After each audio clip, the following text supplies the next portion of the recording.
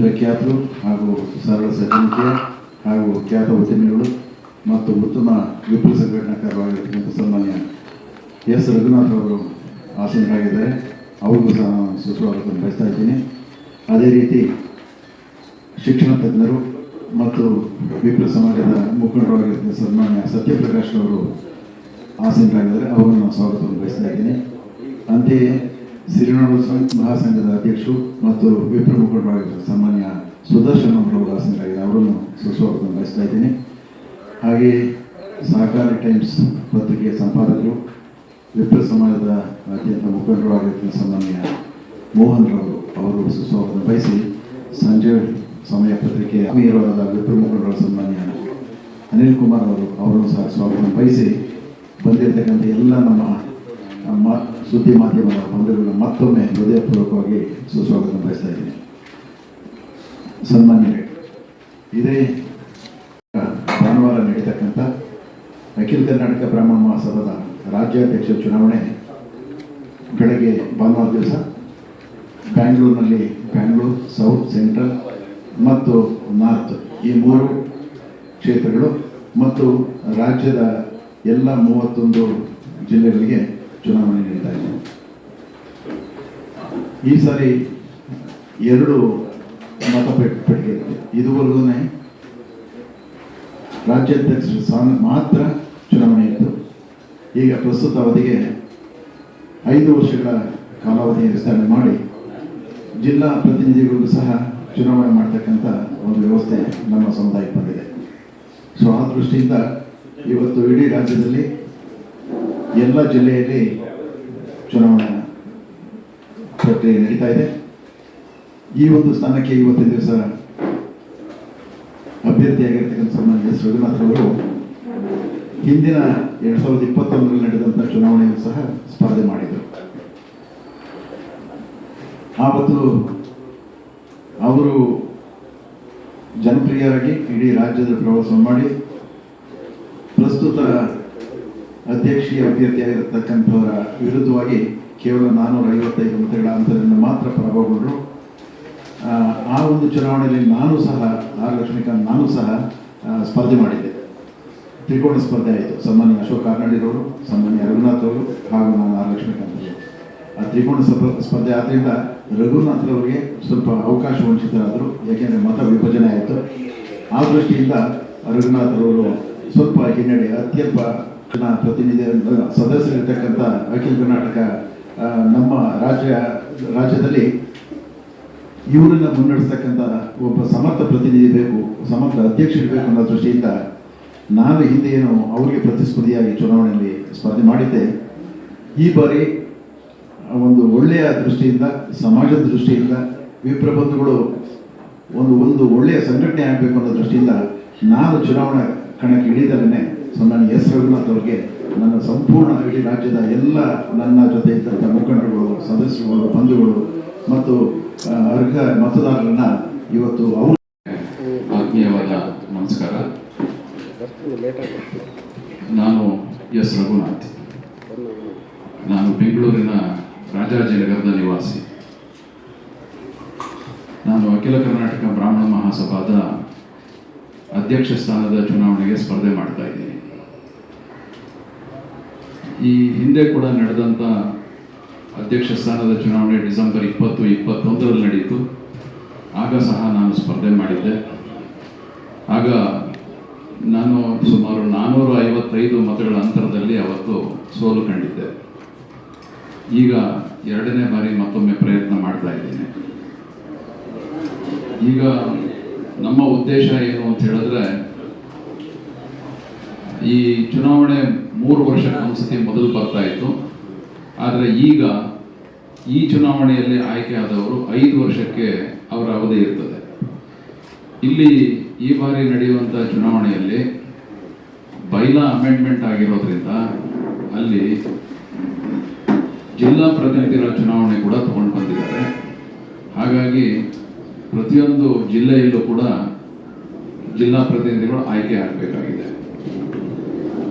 ಈಗಾಗಲೇ 13 ಜಿಲ್ಲೆಗಳಲ್ಲಿ ಅವಿರೋಧವಾಗಿ ಆಯ್ಕೆಯಾಗಿದ್ದಾರೆ. ಅವಿರೋಧವಾಗಿ ಆಯ್ಕೆಯಾದಂಥ ಎಲ್ಲ ಜಿಲ್ಲಾ ಪ್ರತಿನಿಧಿಗಳೇ ನನ್ನ ಅಭಿನಂದನೆಗಳು. ಕಳೆದ ಬಾರಿ ಚುನಾವಣೆ ನಡೆದಂಥ ಸಂದರ್ಭದಲ್ಲಿ ಸುಮಾರು 45,000 ಮತದಾರರಿದ್ದರು. ಅದರ ಪೈಕಿ ಹೋದ್ಸತಿ ಚುನಾವಣೆಯಲ್ಲಿ 10,642 ಮಾತ್ರ ಮತ ಆಗಿತ್ತು. ಅದರ ಪೈಕಿ ಸನ್ಮಾನ್ಯ ಅಶೋಕ್ ಹಾರ್ನಳ್ಳಿಯರವರು 4,424 ಮತ ತಗೊಂಡಿದ್ದರು. ನನಗೆ 3,969 ಮತಗಳು ಬಂದಿತ್ತು. ಲಕ್ಷ್ಮೀಕಾಂತ್ರವರಿಗೆ 2,249 ಮತಗಳು ಬಂದಿತ್ತು. ಹೀಗೆ ಕಳೆದ ಚುನಾವಣೆಯಲ್ಲಿ ಬಂದಂಥ ಈ ಫಲಿತಾಂಶ ಮ್ಯಾಕ್ಸಿಮಮ್ ಒಂದು 22% ಪೋಲಿಂಗ್ ಆಗಿತ್ತು ಅಷ್ಟೇ. ಈ ಬಾರಿ 20 ಕೇಂದ್ರಗಳಲ್ಲಿ ಚುನಾವಣೆ ನಡೆಯಲಿದೆ. ಅವರು ಈ ಬಾರಿ ಚುನಾವಣೆಯಲ್ಲಿ ಸ್ಪರ್ಧೆಯನ್ನು ಮಾಡದೆ ನನಗೆ ಬೆಂಬಲವನ್ನು ಅವರ ತಂಡದ ಜೊತೆಗೆ ಸಂಪೂರ್ಣವಾಗಿ ಬೆಂಬಲ ಕೊಟ್ಟು ನನ್ನ ಜೊತೆಯಲ್ಲಿ ಪ್ರವಾಸಗಳು ಸಹ ಮಾಡ್ತಾ ಇದ್ದಾರೆ. ಇದರ ಜೊತೆಯಲ್ಲಿ ಕಳೆದ ಬಾರಿ ನನ್ನ ಜೊತೆಯಲ್ಲಿ ಇದ್ದಂಥ ಎಲ್ಲ ಉಪಪಂಗಡಗಳವರೆಲ್ಲರೂ ಕೂಡ ನನ್ನ ಜೊತೆಯಲ್ಲಿ ಹಾಗೆ ಸಂಪೂರ್ಣವಾಗಿ ತೊಡಗಿಸಿಕೊಂಡು ಕೆಲಸ ಮಾಡ್ತಾ ಇದ್ದಾರೆ. ಇದರ ಇನ್ನೊಂದು ಮುಖ್ಯ ಅಂಶ ಅಂತಂದರೆ ಡಾಕ್ಟರ್ PNV ಸುಬ್ರಹ್ಮಣ್ಯ ಕುಟುಂಬದವರು ನನಗೆ ಸಂಪೂರ್ಣವಾಗಿ ಬೆಂಬಲವನ್ನು ಘೋಷಣೆ ಮಾಡಿದ್ದಾರೆ. ಹಿಂದೆ ಅಧ್ಯಕ್ಷರಾಗಿದ್ದಂಥ ಡಾಕ್ಟರ್ MRV ಪ್ರಸಾದ್ ಅವರು ಸಹ ನನಗೆ ಬೆಂಬಲವನ್ನು ಘೋಷಣೆ ಮಾಡಿದ್ದಾರೆ. ಈ ದೃಷ್ಟಿಯಲ್ಲಿ ನಮ್ಮ ಒಂದು ಶಕ್ತಿ ಹೆಚ್ಚಾಗ್ತಾ ಇದೆ. CVL ಶಾಸ್ತ್ರಿ ಮಗನಾದ ನಾಗೇಂದ್ರ ಅವರು ಕೂಡ ನನಗೆ ಸಪೋರ್ಟ್ ಮಾಡಿದ್ದಾರೆ. ಹಾಗಾಗಿ ನಮ್ಮ ಶಕ್ತಿ ಹೆಚ್ಚಾಗ್ತಾ ಇದೆ. ಈ ಚುನಾವಣೆಯಲ್ಲಿ ನಾವು ಒಂದು ವಿಶ್ವಾಸದಲ್ಲಿ ಜಿಲ್ಲಾ ಪ್ರವಾಸಗಳನ್ನು ಮಾಡಿಕೊಂಡು ಕಳೆದ 30-40 ದಿನಗಳಲ್ಲಿ ಸಾಧ್ಯವಾದಷ್ಟು ಮ್ಯಾಕ್ಸಿಮಮ್ ಜಿಲ್ಲಾ ಪ್ರವಾಸ ಮಾಡ್ಕೊಂಡು ಬಂದಿದ್ದೀವಿ. ಎಲ್ಲ ಕಡೆ ಉತ್ತಮವಾದಂಥ ವಾತಾವರಣ ಇದೆ. ನಾವು ಈ ಬಾರಿ ಜಯಗಳಿಸ್ತೀವಿ ಅನ್ನೋಂಥ ವಿಶ್ವಾಸ ಇದೆ. ನಾವು ಈ ಚುನಾವಣೆಗೆ ಸಂಬಂಧಪಟ್ಟಂಗೆ ಮತ್ತು ಹಿಂದಿನ ಚುನಾವಣೆಗೆ ಸಂಬಂಧಪಟ್ಟಂಗೆ ನಮ್ಮದೇ ಆದ ಒಂದು ಪ್ರಣಾಳಿಕೆಯನ್ನು ಕೂಡ ಬಿಡುಗಡೆ ಮಾಡಿದ್ವಿ. ಅದು ಕೂಡ ನಮಗೆ ಈಗ ಕೊಟ್ಟಿದ್ದೀವಿ. ನಮ್ಮ ಪ್ರಣಾಳಿಕೆಯಲ್ಲಿ ಮುಖ್ಯವಾದ ಅಂಶಗಳು ಮಾತ್ರ ಕೆಲವೊಂದು ಹೇಳ್ತೀನಿ. ನಾವು ಒಂದು 100 ಕೋಟಿ ಕಾರ್ಪಸ್ ಫಂಡ್ ರೈಸ್ ಮಾಡಬೇಕು ಅಂತಿದ್ದೀವಿ. ಯಾಕೆಂದರೆ ಇವಾಗಿನ ಸದ್ಯದ ಪರಿಸ್ಥಿತಿಯಲ್ಲಿ 7.5 ಕೋಟಿ ಇದೆ ಡೆಪಾಸಿಟ್. ಇದನ್ನು ಒಂದು 100 crores ನಾವು ರೈಸ್ ಮಾಡಬೇಕು ಅಂತಿದ್ದೀವಿ. ಈ 100 crores ನಾವೇನಾದರೂ ಕಾರ್ಪಸ್ ಫಂಡ್ ರೈಸ್ ಮಾಡೋದೇ ಆದರೆ ಇದರ ಮುಖಾಂತರವಾಗಿ ನಾವು ನಮ್ಮ ಬ್ರಾಹ್ಮಣ ಸಮಾಜದ ಒಂದು primary school, middle school, high school, college ಈ ರೀತಿಯಾಗಿ ಎಲ್ಲವನ್ನು ಸ್ಥಾಪನೆ ಮಾಡಬಹುದು ಅನ್ನೋಂಥ ಒಂದು ಯೋಜನೆ. ಜೊತೆಗೆ ವೃದ್ಧಾಪ್ಯ ವೇತನ, ವಿಧವಾ ವೇತನ, ವಿದ್ಯಾರ್ಥಿ ವೇತನ, ಜೊತೆಗೆ ಬೆಂಗಳೂರಿನಲ್ಲಿ ಒಂದು ವಿಶ್ರಾಂತಿ ಭವನ. ಯಾಕೆ ಅಂತ ಹೇಳಿದ್ರೆ ಅನೇಕ ಜಿಲ್ಲೆಗಳಲ್ಲಿ ನಾವು ಪ್ರವಾಸ ಮಾಡ್ಕೊಂಡು ಬರುವಂಥ ಸಂದರ್ಭದಲ್ಲಿ ಜಿಲ್ಲಾ ಮಟ್ಟದಲ್ಲಿ ನಮಗೆ ಕೇಳಿರುವಂಥ ಪ್ರಶ್ನೆಗಳೇನು ಅಂದರೆ ಈ CET ಎಕ್ಸಾಮ್ಸು ಆಗಿದ್ದ ಕೂಡಲೇ ಎಲ್ಲರೂ ಕೂಡ ಕಾಲೇಜ್ಗೆ ಅಡ್ಮಿಷನ್ಗಳು ಬರ್ತಾರೆ. ಈ ಅಡ್ಮಿಷನ್ಗೆ ಬರುವಂಥ ಸಂದರ್ಭದಲ್ಲಿ ಅವರೆಲ್ಲ ಒಳ್ಳೆ ಮಾರ್ಕ್ಗಳು ತೊಗೊಂಡು ಒಳ್ಳೆ ಕಾಲೇಜ್ ಅಡ್ಮಿಷನ್ ತೊಗೊಳಕ್ಕೆ ಬರ್ತಾರೆ. ಆದರೆ ಬಡತನ ಅವ್ರಿಗಿರುತ್ತೆ. ಇಲ್ಲಿ ಬಂದಂಥ ಸಂದರ್ಭದಲ್ಲಿ ಅವರು ಸುಮಾರು 10-15 ಸಾವಿರ ರೂಪಾಯಿಗಳನ್ನ ಅವರು ಖರ್ಚು ಮಾಡಿಕೊಂಡು ಯಾವುದಾದ್ರು ಹೋಟ್ಲಲ್ಲಿ ಇರಬೇಕು. ನಮಗೆ ಇಲ್ಲಿ ಬಂದರೆ ಇಳ್ಕೊಳ್ಳೋಕ್ಕೆ ವ್ಯವಸ್ಥೆ ಇಲ್ಲ, ಏನಾದರೂ ಒಂದು ವಿಶ್ರಾಂತಿ ಭವನ ಮಾಡಬೇಕಲ್ಲ ಅಂತ ಕೂಡ ಕೇಳಿದ್ದಾರೆ. ಹಾಗಾಗಿ ಆ ವಿಶ್ರಾಂತಿ ಭವನ ಕೂಡ ಸ್ಥಾಪನೆ ಮಾಡಬೇಕು, ನಿರ್ಮಾಣ ಮಾಡಬೇಕು.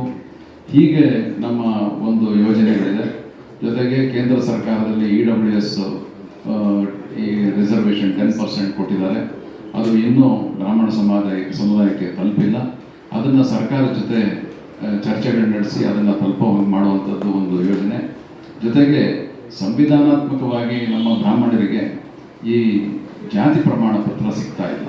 ಹಾಗಾಗಿ ಅದನ್ನು ಕೂಡ ನಾವು ಯಾರಿಗೆ ಬೇಕೋ ಅವರಿಗೆ ಜಾತಿ ಪ್ರಮಾಣ ಬೇಕಾಗಿದೆ, ಎಲ್ರಿಗೂ ಬೇಕಾಗಿಲ್ಲ. ಆ ಬೇಕಾದಂಥವರಿಗೆ ಕೂಡ ಆ ಜಾತಿ ಪ್ರಮಾಣ ಕೊಡಿಸ್ಬೇಕು ಸರ್ಕಾರದಿಂದ ಅನ್ನುವಂಥ ಒಂದಷ್ಟು ಯೋಜನೆಗಳಿದೆ. ಹೀಗೆ ನಮ್ಮ 10 ಹಲವು ಯೋಜನೆಗಳನ್ನ ಹಾಕ್ಕೊಂಡು ನಾವು ಈ ಚುನಾವಣೆಯನ್ನು ಎದುರಿಸ್ತಾ ಇದ್ದೀವಿ. ನಮ್ಮ ಜೊತೆಯಲ್ಲಿ ಒಳ್ಳೆ ತಂಡ ಇದೆ. ಹಾಗಾಗಿ ನಾವು ನಮ್ಮ ಯೋಜನೆಯನ್ನು ಮತ್ತು ಜನಸಂಪರ್ಕದಿಂದ ಈ ಬಾರಿ 45,000 ಇದ್ದಂಥ ಸದಸ್ಯರು 60,750 ಆಗಿದೆ, 66,750 ಆಗಿದೆ. ಇದರಲ್ಲಿ ಸುಮಾರು 34,500 ಬೆಂಗಳೂರಿನವರೇ ಇರ್ತಾರೆ. ಇನ್ನು ಉಳಿದಂತೆ ಎಲ್ಲ ಕಡೆಗಳಲ್ಲೂ ಕೂಡ ಸೇರಿದ್ರೆ, ಇಡೀ ಕರ್ನಾಟಕ ಜಿಲ್ಲೆ ಸೇರಿದ್ರೆ ಒಂದು 32,000 ಬರುತ್ತೆ. ಈ ಜಿಲ್ಲಾ ಪ್ರತಿನಿಧಿಗಳ ಚುನಾವಣೆಯಲ್ಲಿ ಬೆಂಗಳೂರು ಒಂದು ಸ್ವಲ್ಪ ವಿಶಿಷ್ಟನೂ ಆಗಿದೆ. ಯಾಕೆಂದರೆ ಬೆಂಗಳೂರು ನಗರ ಜಿಲ್ಲೆ ಅಂತ ಏನಿದೆ ಅಥವಾ ಬೆಂಗಳೂರು ಜಿಲ್ಲೆ ಅಂತ ಏನಿದೆ ಅದನ್ನು 3 ಭಾಗವಾಗಿ ವಿಂಗಡಿಸಿದ್ದಾರೆ. ಪಾರ್ಲಿಮೆಂಟ್ರಿ ಕ್ಷೇತ್ರದ ಆಧಾರದ ಮೇಲೆ Bengaluru south, Bengaluru central, Bengaluru north ಅಂತ ಹೇಳಿ ಪಾರ್ಲಿಮೆಂಟ್ರಿ ಕ್ಷೇತ್ರದ ಆಧಾರದ ಮೇಲೆ ವಿಂಗಡಣೆ ಮಾಡಿದ್ದಾರೆ. ಇದಕ್ಕೆ ಕೆಲವೊಂದಷ್ಟು ಅಸೆಂಬ್ಲಿ ಕ್ಷೇತ್ರಗಳು ಬಿಟ್ಟೋಗಿದ್ದನ್ನು ಸೇರಿಸಿದ್ದಾರೆ. ಹಾಗಾಗಿ ಇಲ್ಲಿ 34,500 ಮತದಾರರಿದ್ದಾರೆ. ಬೆಂಗಳೂರಿನ ಮತದಾರರು ಕೂಡ ಒಂದು ನಿರ್ಣಾಯಕ ಮತದಾರರಾಗಿರುತ್ತಾರೆ. ಹಾಗಾಗಿ ನಾವು ಬೆಂಗಳೂರಿನಲ್ಲಿ ಕೂಡ ಈಗ ಕಳೆದ ಒಂದು 4-5 ದಿನಗಳಿಂದ ಹೆಚ್ಚು ಭೇಟಿ ಮಾಡುವಂಥದ್ದನ್ನು ಕೆಲಸ ಇಟ್ಕೊಂಡಿದ್ದೀವಿ.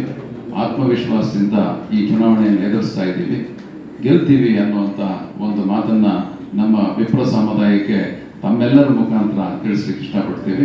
ಏನಾದರೂ ಪ್ರಶ್ನೆ